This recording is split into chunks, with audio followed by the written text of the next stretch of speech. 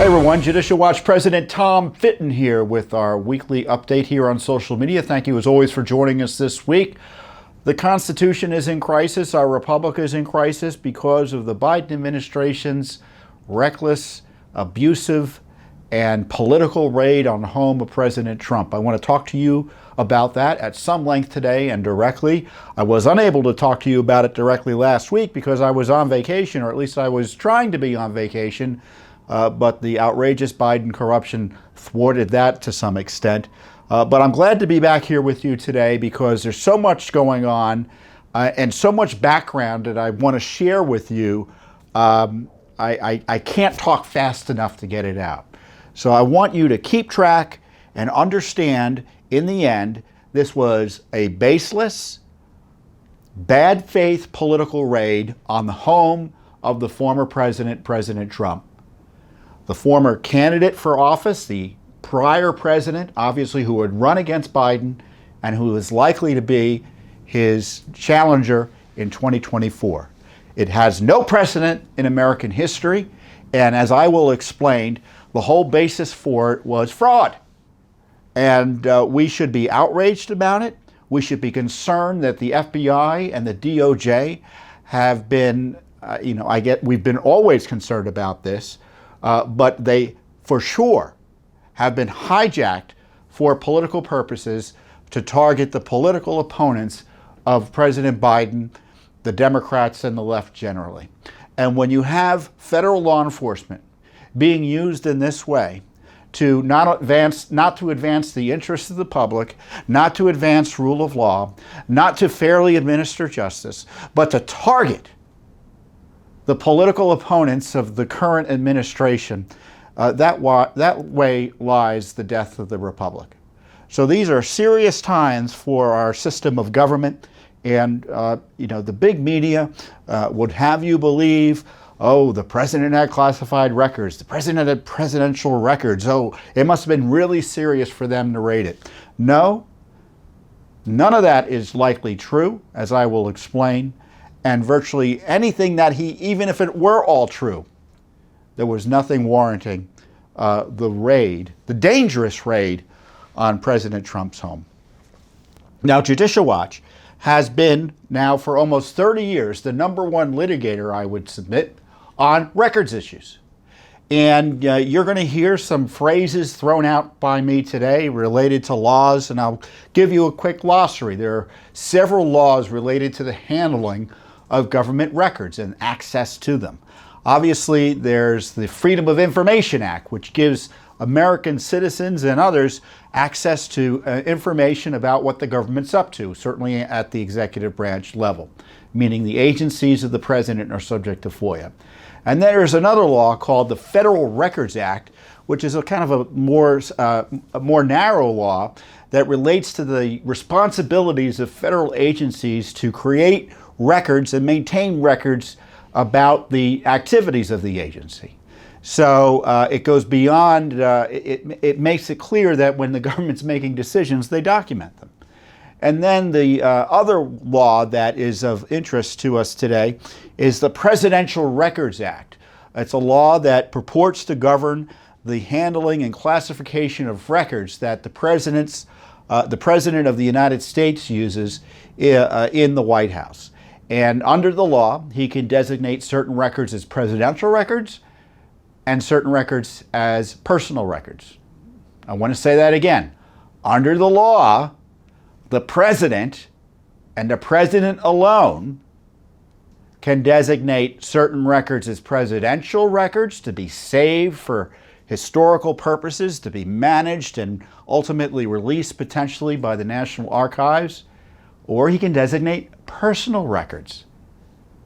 And I don't presumably need to tell you what a personal record means. Practically speaking, it means there are records that he gets to keep and take with him after the presidency. And that's the rub with the sham investigation and targeting and abuse of President Trump. They're pretending the records he had were were presidential and or classified. And I would contend, because the position of the Justice Department has previously been that records the president has after the presidency presumptively are personal. presumptively are not classified, presumptively are not governed by the Presidential Records Act, presumptively are not subject to confiscation by the National Archives or any of its agents, namely the Justice Department or the FBI. But they changed the rules, they've changed the law, and I suspect they pulled a fast one even on the court down there in Florida in suggesting all of this was at issue to justify a raid on his home, when in fact they had no good faith basis to do so. Now, back in early part of this year, when this issue about the president tearing up records and throwing them down toilet bowls, or him actually having to turn certain records back to the archives because they were, quote, presidential records, I remember thinking, and I tweeted as such, that what's going on here? This is a complete change from our understanding of what the law is. Why? Because we had litigated this very issue with Bill Clinton. Bill Clinton, after he had left office, we found out that he had kept 70, I think it was 78 or 79 recordings, tape recordings of his activities as president. There was an author who was, I think, in his residence, or maybe it was in the Oval Office, or both, it doesn't really matter. And he wasn't just interviewing Bill Clinton, and these weren't his just casual thoughts. These tapes were documenting his presidency in the sense they captured him, according to reports, communicating with foreign leaders, members of Congress, etc. And we had seen that material be publicly disclosed somehow. And back in 2009, back when I was a little kid, we asked for them under I believe the FOIA law, the Freedom of Information Act. We may have invoked the Presidential Records Act because of the intersection between the two. And I won't get into too much complexity on that, but essentially the PRA, once the records become part of the Presidential Records Act process over at the archives and are processed, they're subject to disclosure under law. And the disclosure requirements are similar to FOIA. So it's all kind of bound up in the same approach in terms of public disclosure. So our thinking was, well, how is it the president can take records with him that evidently relate to government decision making and just say they're personal? And we thought that the Presidential Records Act and the law generally required the archives to go and get them. And this is what happened. The Justice Department, who represented the archives in the case we pursued, said, nope, you can't do it. You can't force them to do it. The president has the right to have the records. They're presumptively his because he didn't transfer them over at the end of his presidency, so we just presume them to be personal. I want to say that again. The lawyer for the archives told the federal court judge that because a president had certain records after the presidency that he had not turned over to the archives at the end of his presidency, they were presumed to be personal. Now, did they tell that to Judge Reinhardt down in Florida when they went in there, waving their arms, waving their hands, saying, oh, he has presidential records, oh, he has classified records? I doubt it. I doubt it. And you can bet that's why they don't want to turn over to Judicial Watch and to you, the American people, the full explanation, the full background as to what they told the judge there. But I'll get into that later. So it was Judicial Watch that fought this issue, and we lost.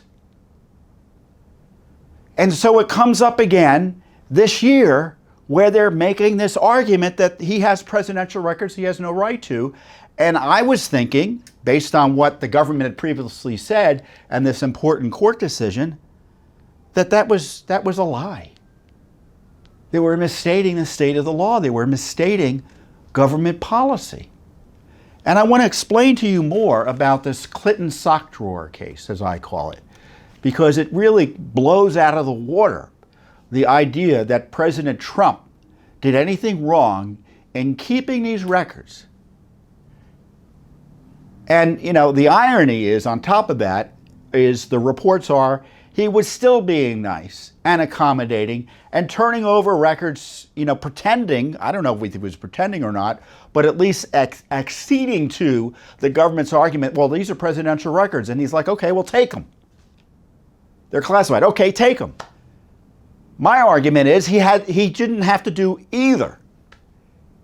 And if I were him, I would have said, look, these are my records. I understand why you may want some of them for historical purposes, and I'm happy to give them to you. But it's a voluntary disclosure of my personal records related to my presidency. And of course, the Justice Department knew this was an issue, or they should have known, because they litigated the case against Judicial Watch. This was a big case. It wasn't that long ago. The decision was 10 years ago. Judicially, that's not that long ago.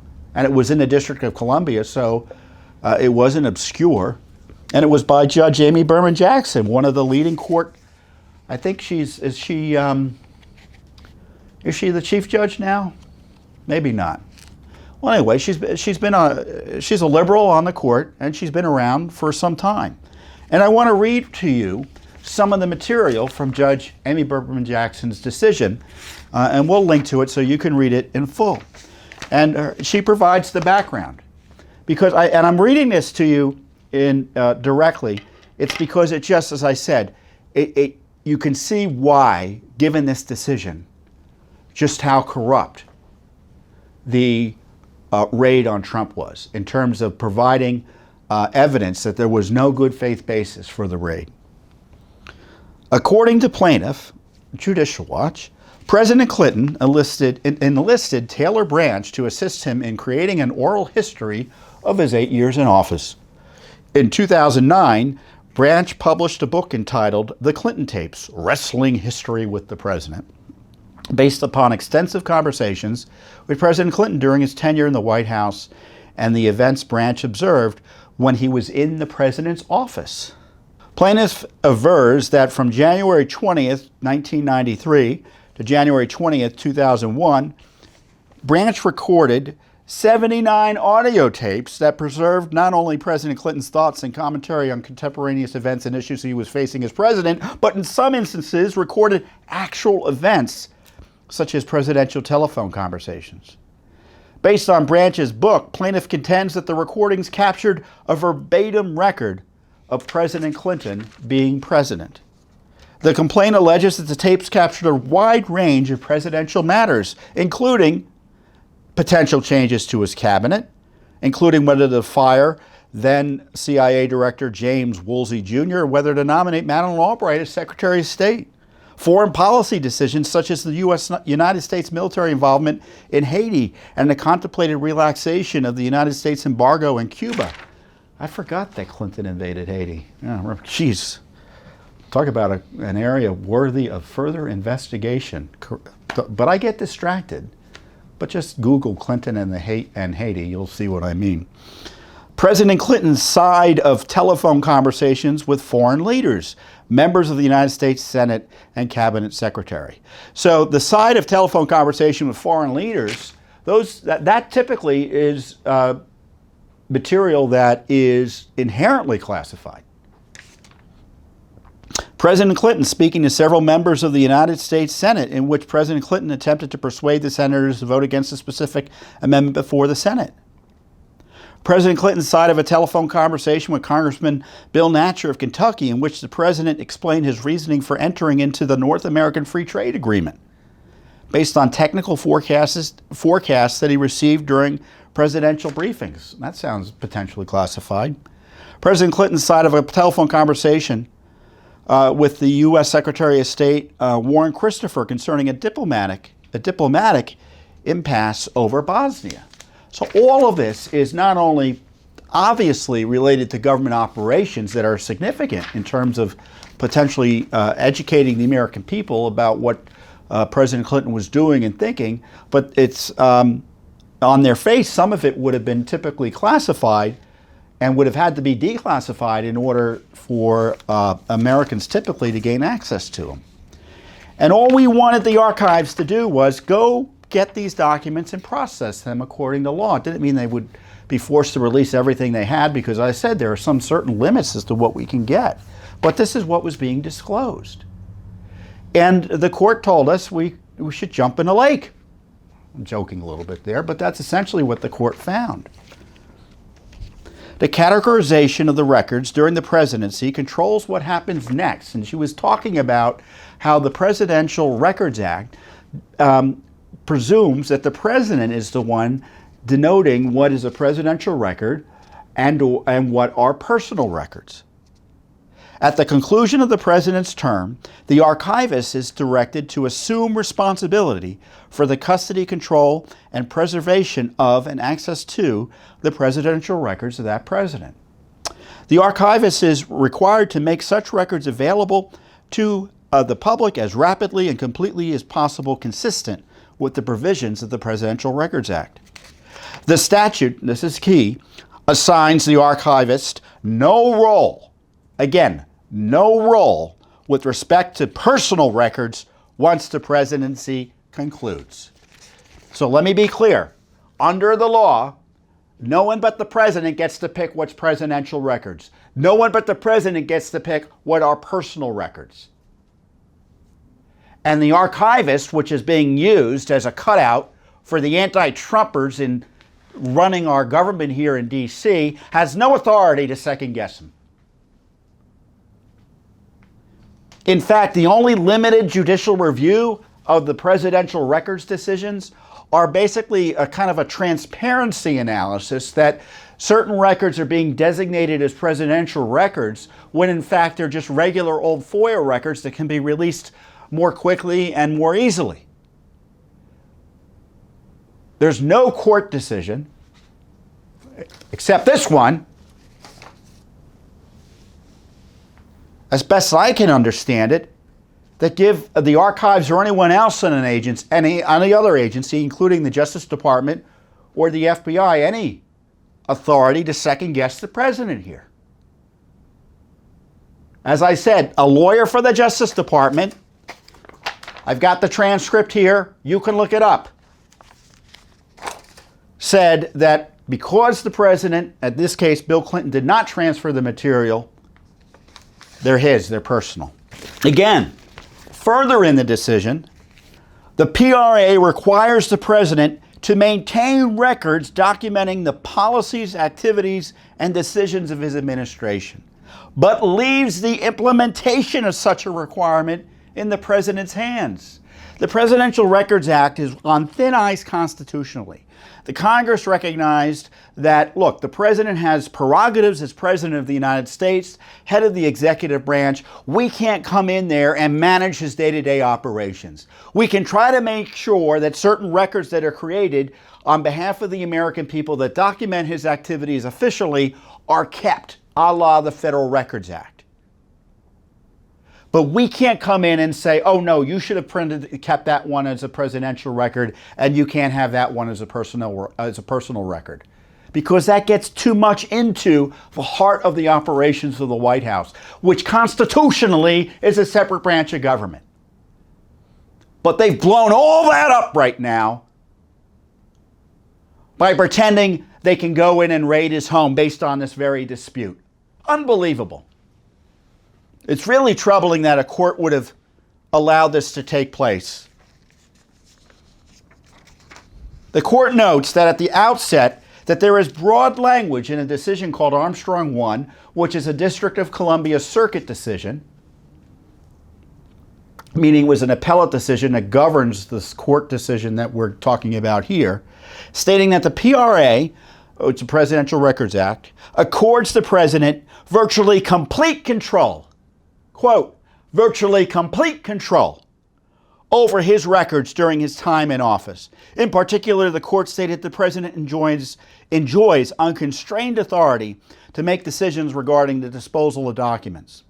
Quote, although the president must notify the archivist before disposing of records, neither the archivist nor Congress has the authority to veto the president's disposal decision. And I would go further. If he designates something as personal, he doesn't have to tell anyone what he's doing with them. He can tear them up.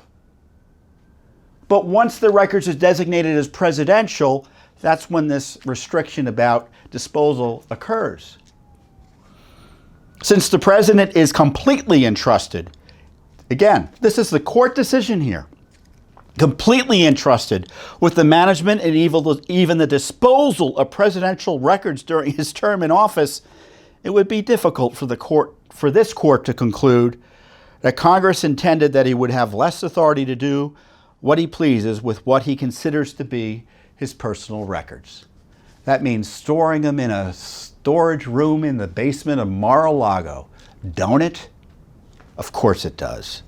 And then, of course, the issue is who gets to second guess the president's determinations. Now, this court is suggesting the courts really can't. In fact, she writes, the court has serious doubts about whether the former president's retention of the audio tapes as personal is a matter that is subject to judicial review.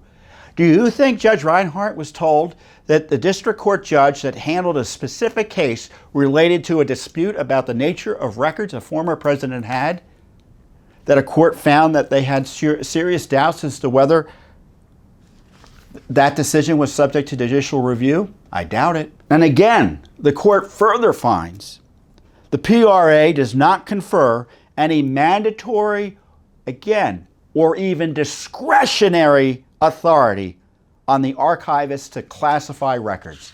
They don't have any business doing it. Under the statute, this responsibility is left solely to the president. While the plaintiffs cast this lawsuit as a challenge to a decision by the National Archives, the Presidential Records Act makes it clear that this is not a decision the archivist can make, and that in this particular case, it is not a decision the archivist did make because President Clinton's term ended in 2000 and the tapes were not provided to the archives at the time. It's exactly the same issue at issue here, isn't it? Of course it is.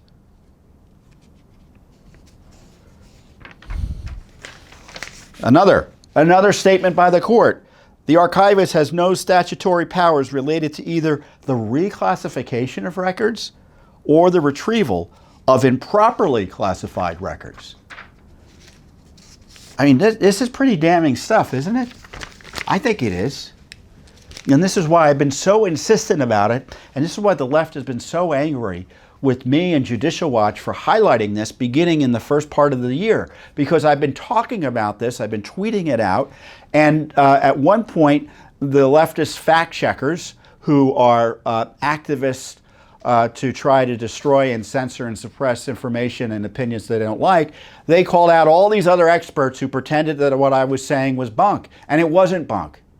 It's completely accurate. It's based on our significant experience litigating Presidential Records Act, federal records issues over the course of 30 years nearly. Judicial Watch is the nation's, I would submit, leading expert on this topic.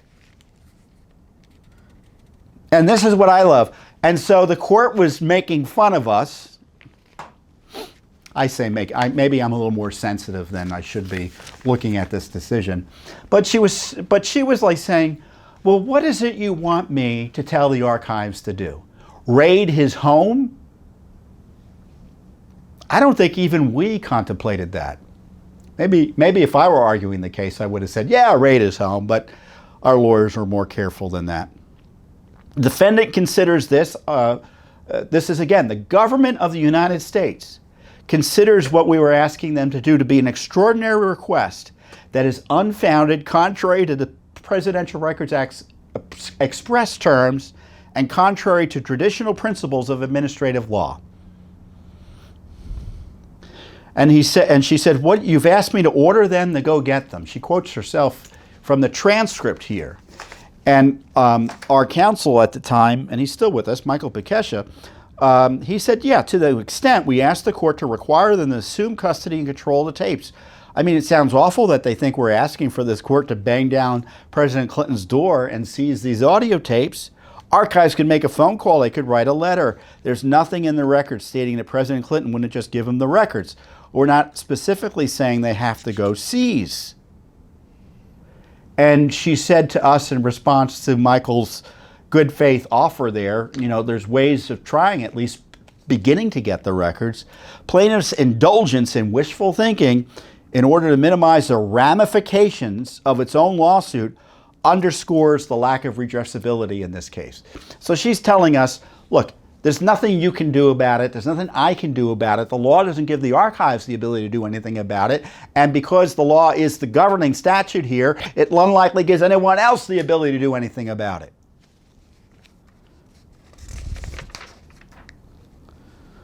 One option is they can call President Clinton and ask. Our lawyer said, okay. He says no. Now what, the court says? They write a nice letter, which is exactly what they were doing with Trump, and Trump was being accommodating. And yet they raided his house anyway. Something that the lawyers here for the Justice Department never contemplated. The court ruled out, practically speaking, and was contrary to virtually every understanding of the Presidential Act and the deference given to a president in terms of what he's able to do with his own darn records. Case closed. There was no good faith basis for the raid on President Trump's home.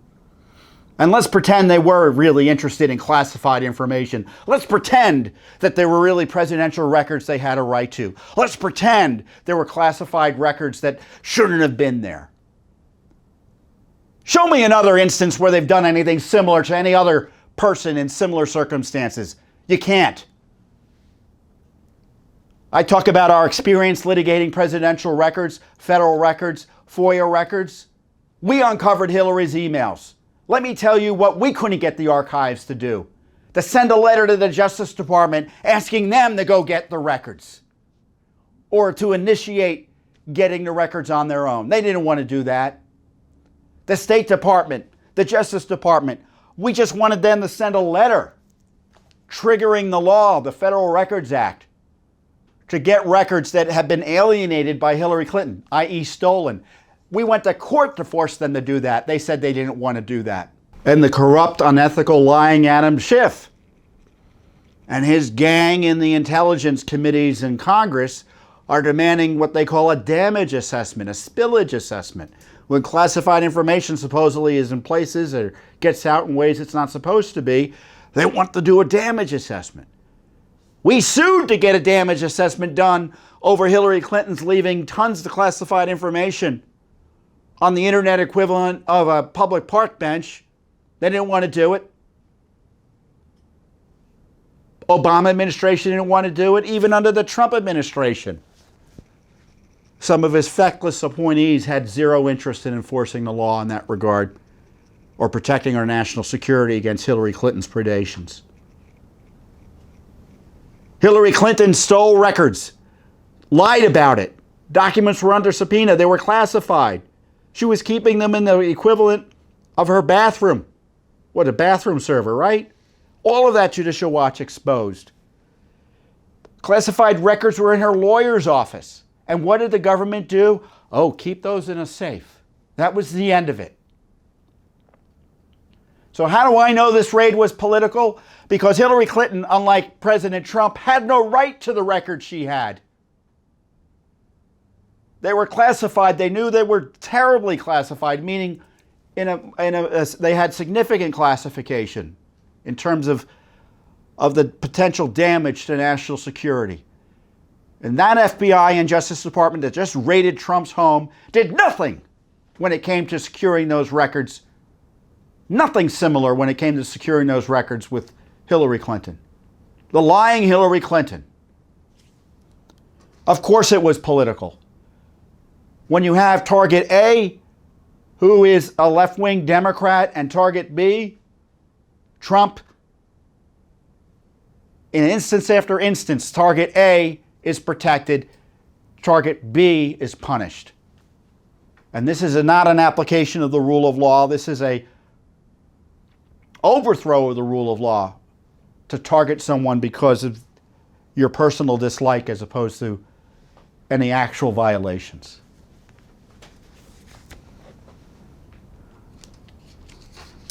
I mean, I just talked to you at some length about Clinton's tapes. Under their new theory of the law, they should be raiding Clinton's home right now, or at least demanding them back. Do you think they're going to do that? Under their new theory of the law, you can be sure Obama, Carter, Clinton, maybe even the home of George H.W. He's passed away, but he may have records still personal in his home. And of course, George W. Bush and the vice presidents who are similarly situated, practically speaking, the former ones. Are they making sure they have that all the records that are, quote, presidential, they didn't take? Classified records they didn't, quote, take? Of course not. Because it's about getting Trump. As one of my colleagues said, when it comes to Trump, this is the way to think about it. He who must be destroyed. That's the approach of the Justice Department and the FBI, the deep state, and their acolytes in the media. Joe Biden's hiding all of his Senate records in the state of Delaware, University of Delaware. We've been litigating that issue. Well, he was head of the Foreign Affairs Committee. Do you think he has classified records in that batch of records he's hiding in the University of Delaware? I would presume so. Let's go raid that. The FBI is withholding records from us illegally, contrary to law under FOIA. The FBI going to raid itself? Justice Department going to raid itself for hiding records? I doubt it. So what's behind all of this? It's about getting Trump, of course. Kash Patel has offered the analysis. Kash Patel, former senior official under President Trump, senior guy under Devin Nunes. He's had security clearances. And he's been in the forefront, along with Judicial Watch, in trying to get access to records that Trump had declassified at the end of his administration. I talked about this last time I was with you.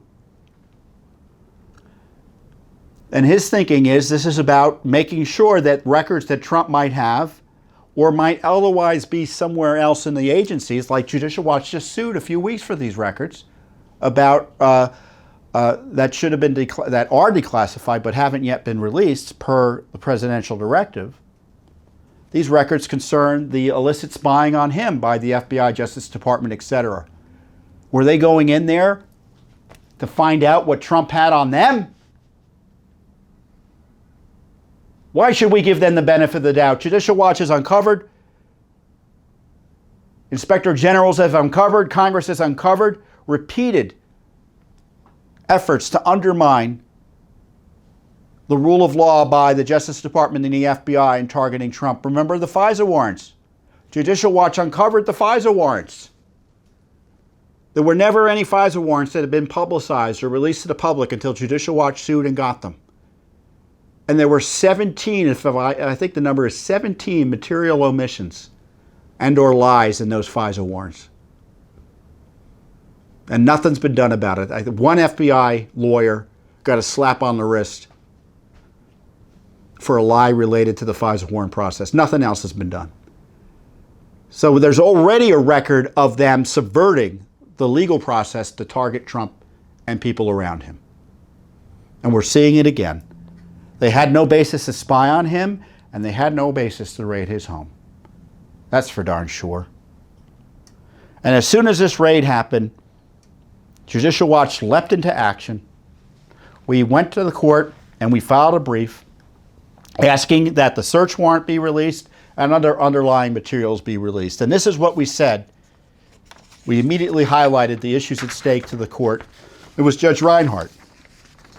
Judicial Watch is investigating the potential politicization of the Federal Bureau of Investigation and the U.S. Department of Justice, and whether the FBI and the Justice Department are abusing their law enforcement powers to harass a likely future political opponent of President Biden.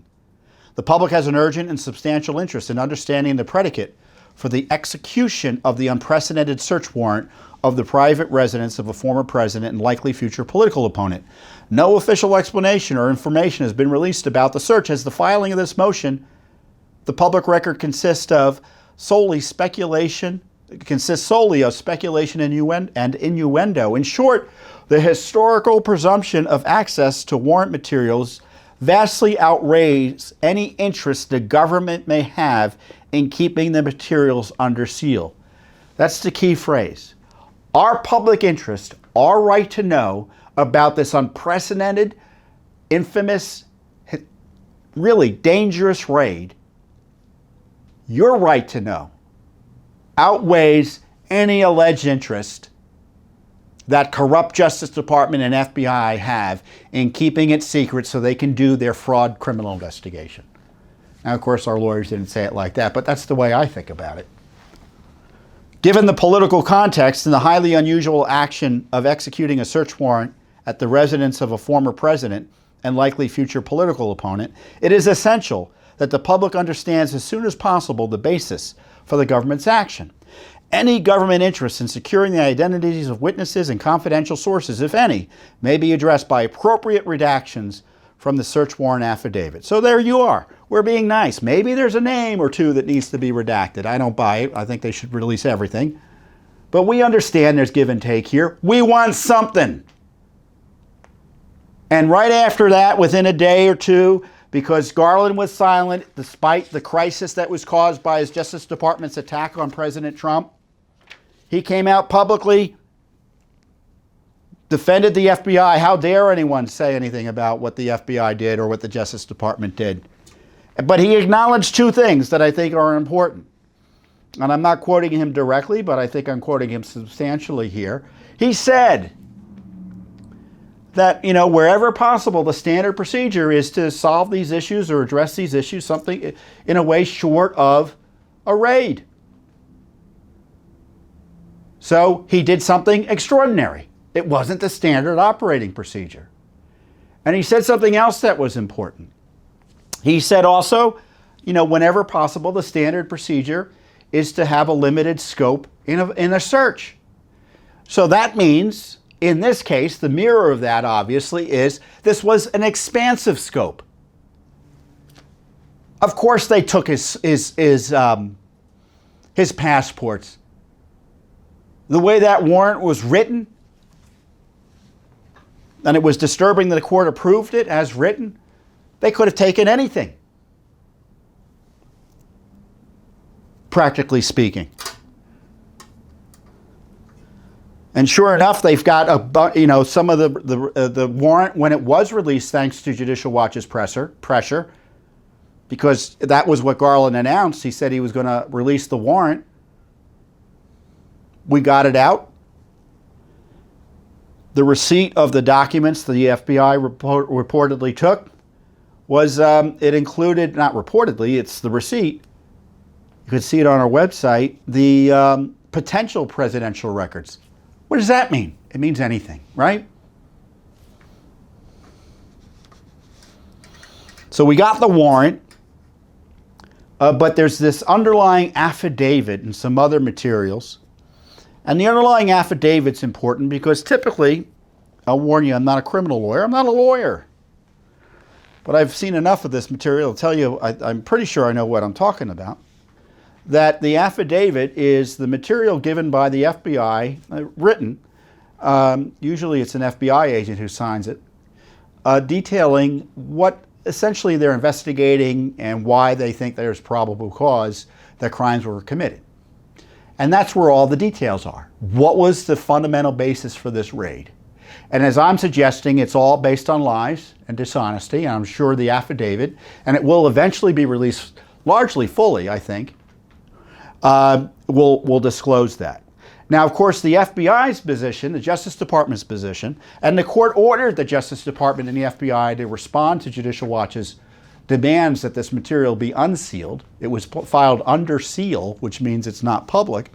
And so Judicial Watch filed its brief immediately, and then these media organizations came in following our lead, also asking for the material. So the government had to respond to us. That's the great thing about America still. I mean, I know I'm yelling about all of this, but there's still this due process. There's still this process of law that allows little old Judicial Watch to go in there and hold the Justice Department and the FBI, or attempt to hold them accountable under the law for this unprecedented raid on former President Trump. And I'm honored that we're able to do this, and I'm gratified to be in a country that still allows us to do this. And the court, I'm not all that thrilled. The court approved the warrant, but he did move quickly here. And he said the government needs to respond, and they had to respond by earlier this week, and then he quickly held a hearing. Now, the government's response was, we shouldn't have to release anything because it's a criminal case, and it might hurt our criminal case. Well, that's not the rule of law. That's, we don't want to release it. And we're the Justice Department, and that's the end of the discussion. Of course, that's not what the court is supposed to do. And the court rejected that in response to Judicial Watch and the media requests. This is what we said. It seems like the Biden Justice Department is telling the court what to do. Respectfully, the court should make its own independent assessment of the compelling public interest in transparency about this abusive raid.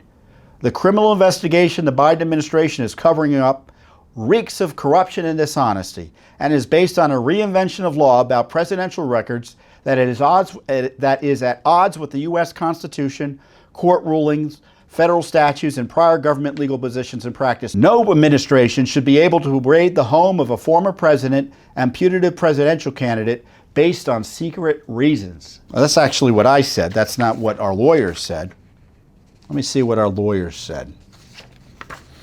The public interest in the contents of the affidavit cannot be understated. The secrecy surrounding the search warrant and the affidavit that led to its issuance has caused the nation to convulse with intrigue and harmful speculation that will only increase the longer the truth is kept from the public. The heat must be replaced with light, and soon. Maintaining the seal, meaning keeping the records under seal, will only fuel more speculation, uncertainty, leaks, and political intrigue, and it will also serve to undermine public confidence in the fair administration of justice and equal protection of the law.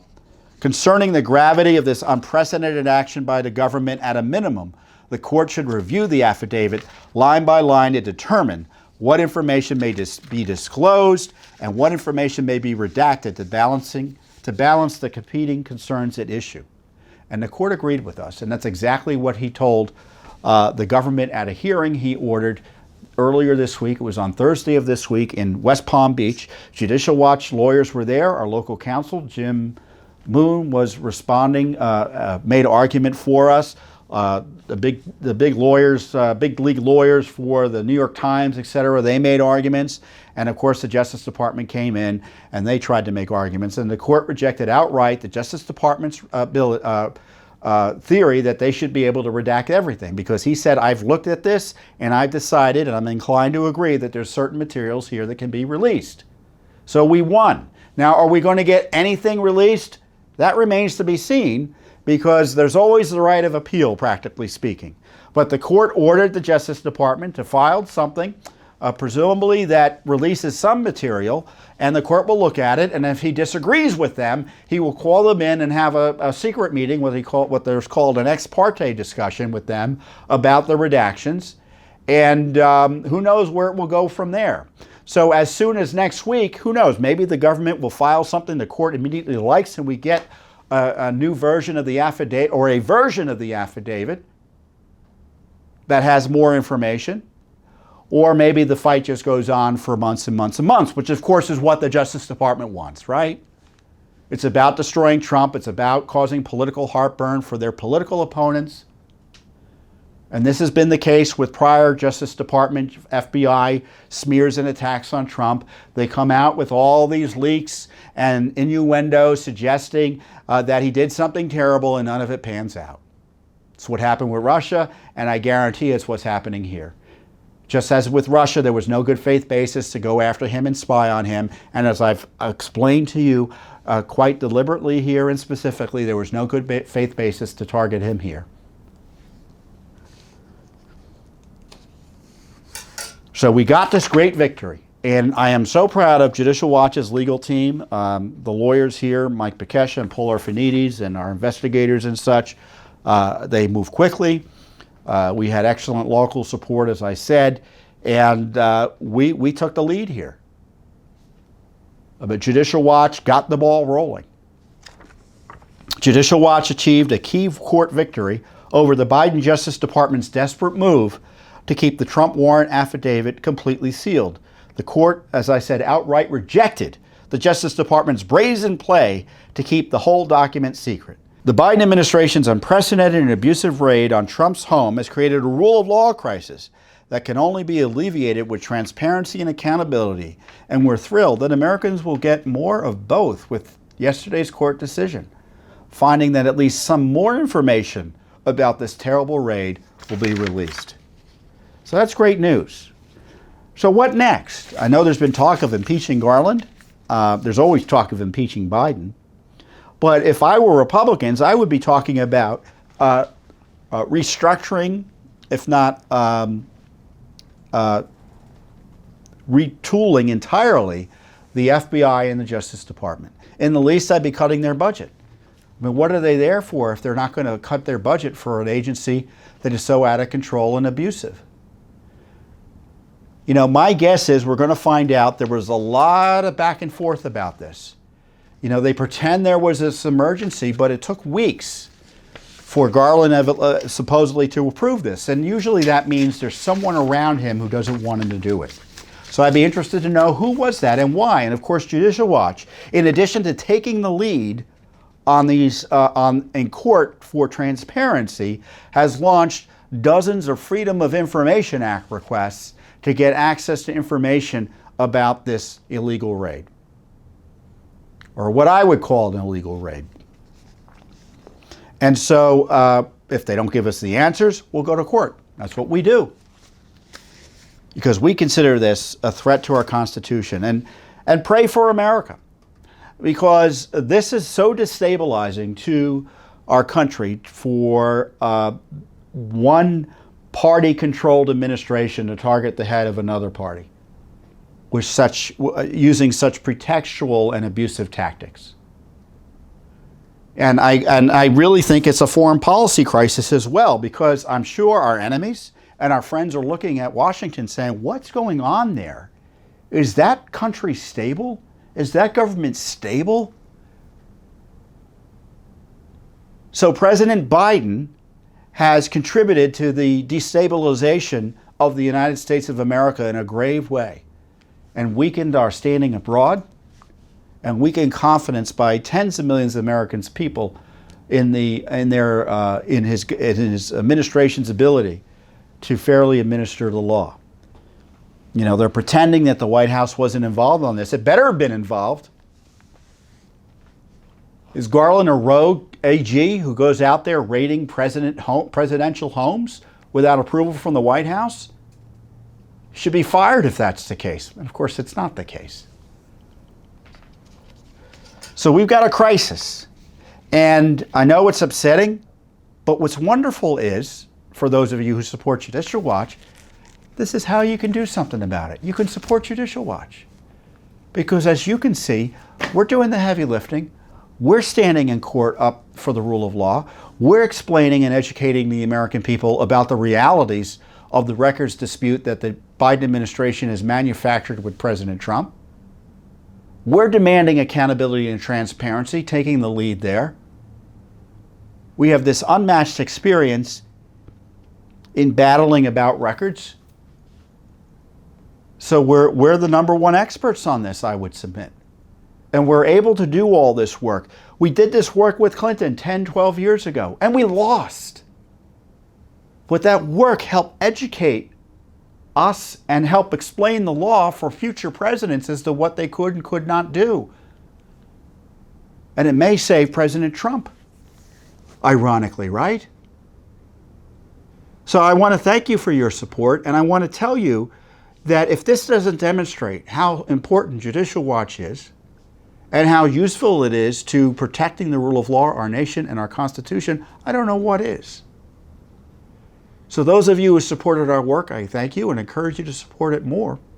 And those of you who haven't, I encourage you to join our cause and join our movement. And in the least, learn about the records I'm telling you about. Learn about the court decision I'm telling you about. And share it. Because you're not just protecting President Trump, who in my view is a crime victim, you're protecting our constitutional system of government by getting the word out about what the rule of law is, should be, and exposing those who are breaking it. With that, I wish you a great week, and I'll see you here next time on the Judicial Watch Weekly Update. Thanks for watching. Don't forget to hit that subscribe button and like our video down below.